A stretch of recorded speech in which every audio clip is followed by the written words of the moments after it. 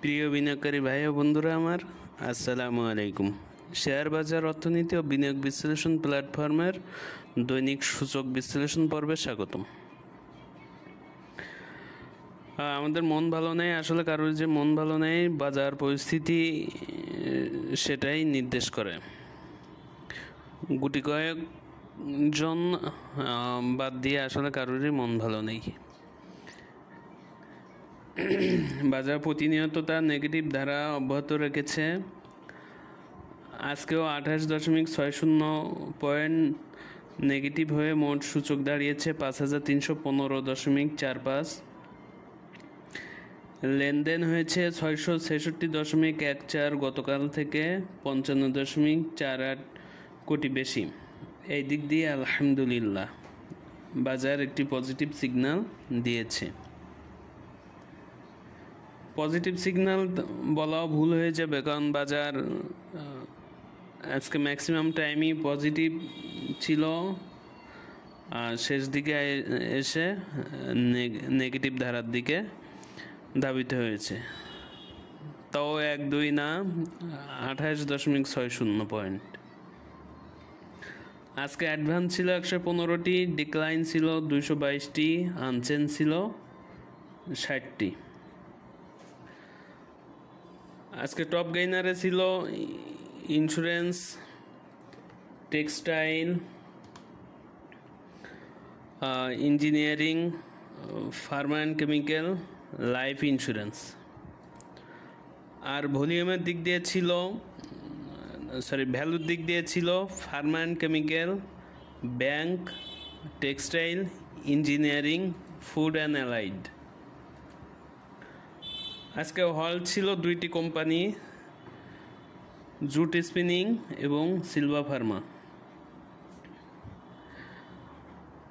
আজকে পজিটিভ রাখতে সাহায্য করেছিল যে প্রথম 10টি কোম্পানি, সেগুলো হলো square pharma, BRAC bank, NBL, Orion infusion, Pragati life, city general insurance, Anwar galvanizing, national life insurance, Al Arafah ইসলামী ব্যাংক, মেঘনা পেট্রোলিয়াম।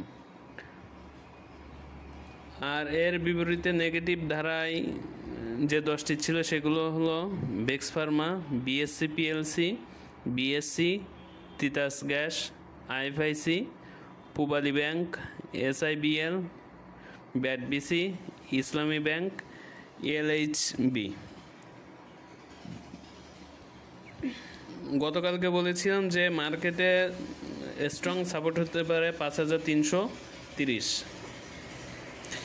কিন্তু সব কিছু ভুল প্রমাণিত করে মার্কেট আজকে শেষ দিকেও যে নেতিবাচক ধারায় এসেছে, এটা সত্যিই দুঃখজনক আমাদের জন্য, আশনি সংকেত। কিন্তু যার শুরু আছে তার শেষও আছে, আর এই নেতিবাচকতারও শেষ হবে এবং মেঘ সরে যে আমরা যে আবার নতুন আলো দেখব, এটা আশা করি, আর সেটি খুব দ্রুতই দেখব ইনশাআল্লাহ। এই খারাপ পরিস্থিতিতে আসলে কারোরই ফাও জ্ঞান ভালো লাগে না, সবাই চায় দ্রুত ফলাফল। এখন আমি বললেও তো ফলাফল দ্রুত আসবে না, আমাদের মতন ক্ষুদ্র বিনিয়োগকারীর সিদ্ধান্তে আসলে কোনো কিছু হয় না। মার্কেট যে কোনো সময় যে কোনো মুহূর্তে ঘুরে যেতে পারে যে কোনো একটা পজিটিভ মুভমেন্টে। এখন এরপরেও আমাদেরকে আসলে সব কিছু বিচার বিবেচনা করতে হয়, সব কিছু বুঝে চলতে হয়, আশা নিয়ে বাঁচতে হয়। মানুষ আশা নিয়েই তো বাঁচে।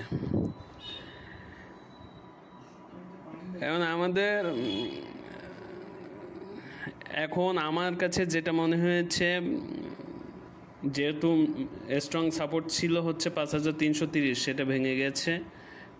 এখন আমি আশা করি যে 5280 এর ভিতরেই মার্কেট আবার ইউটার্ন নিবে। আর 5280-র ভিতরে যদি মার্কেট ইউটার্ন না নেয় তাহলে মোটামুটি বুঝতে হবে যে মানে মার্কেটের সূচকের দিক দিয়ে আমাদের কপালে শনি লেগেছে।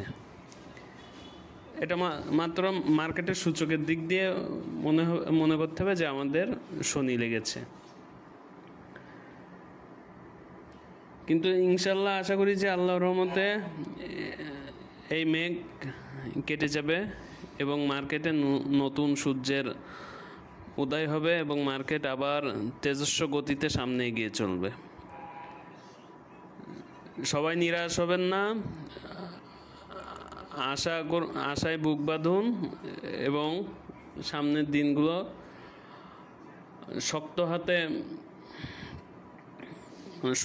শক্ত মনোবল নিয়ে পার করার চেষ্টা করুন। সবাই ভালো থাকবেন, সুস্থ থাকবেন। আসসালামু আলাইকুম।